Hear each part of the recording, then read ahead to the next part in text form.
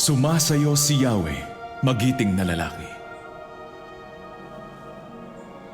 Mawalang galang na po.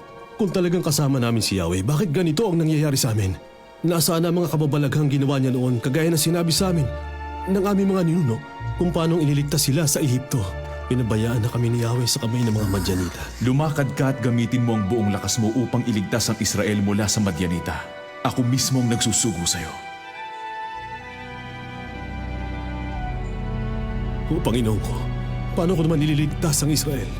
Ang angkan ko ang pinakamahina sa Manase at ako ang pinakabata sa pamilya. Makikita mo ito sapagkat tutulungan kita. Matatalo mo ang mga Madyanitang ito na para ka lang lumaban sa isang tao. Kung ako po ay talagang kalugod-lugod sa inyo, maaari bang bigyan niyo ko ng palatandaan kayo ang nag-uutos sa akin? Huwag po muna kayo umalis at ipaghahain ko kayo ng pagkain handog. Hihintayin kita hanggang sa iyong pagbalik.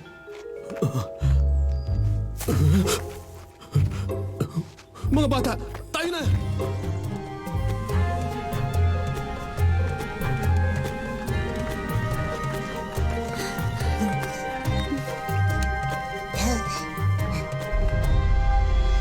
Ipatong mo sa malaking batong ito ang karne at ang tinapay.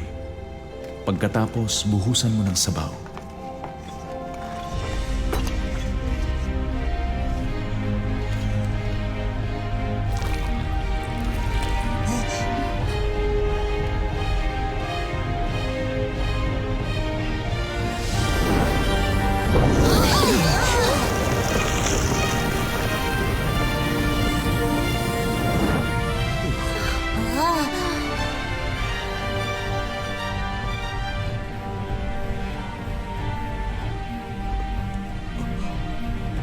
Nawala.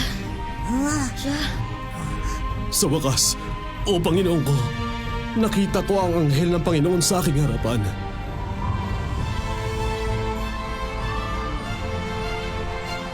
Sumaiyo ang kapayapaan. Huwag kang matakot. Hindi ka mapapahamak.